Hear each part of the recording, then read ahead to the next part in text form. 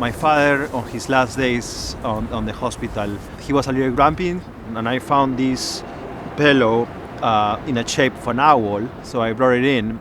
And he was, hey, I ordered you a pillow, and you bring me this. And every time we walk into the room, I said, where is the owl? So he opened his eyes all the time, and he ended up loving it. Weeks after my father passed away, my oldest sister was doing dishes on her kitchen, an owl, so just land on the fence and stay there for a few minutes. My youngest sister, weeks after that, this little owl, boom, land on the front of her car.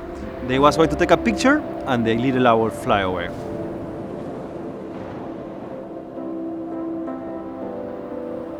So much of our relationship, I mean, we really got to know each other and fell in love in coffee shops in San Francisco and coffee roasters in San Francisco. And it was always this, well, one day we're going to do this. And right around that time, Manuel's father fell sick. I think going through that was really kind of the final straw where we thought, all right, we need to be closer to family. We don't know how much longer our families are going to be around. We moved here from San Francisco in 2015. Now we call home Cape Cod. We actually moved in 2013.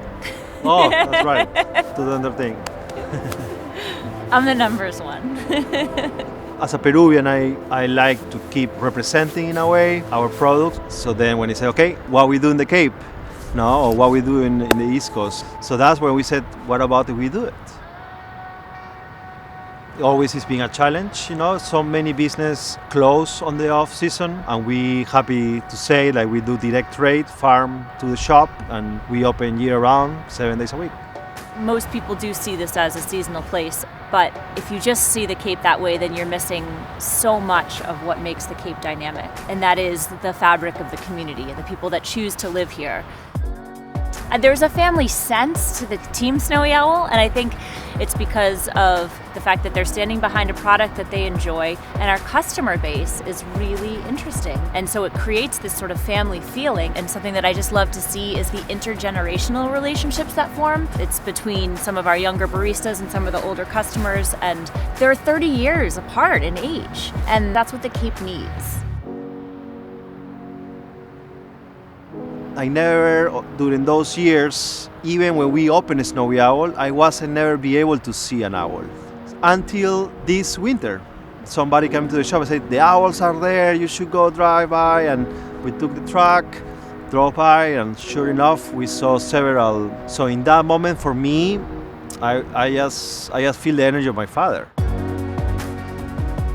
Somebody's next to us, in a way, like saying that you are good.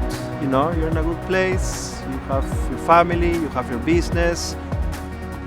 The Snowy Owl is not something that the tourists see. It's really something that's a little esoteric. It's for the people that live here and that hunker down and survive the winter. It's our little prize. Even like if the owls, they never come back, they were here, It's part of that start. Now, where that take us, we don't know. We will see.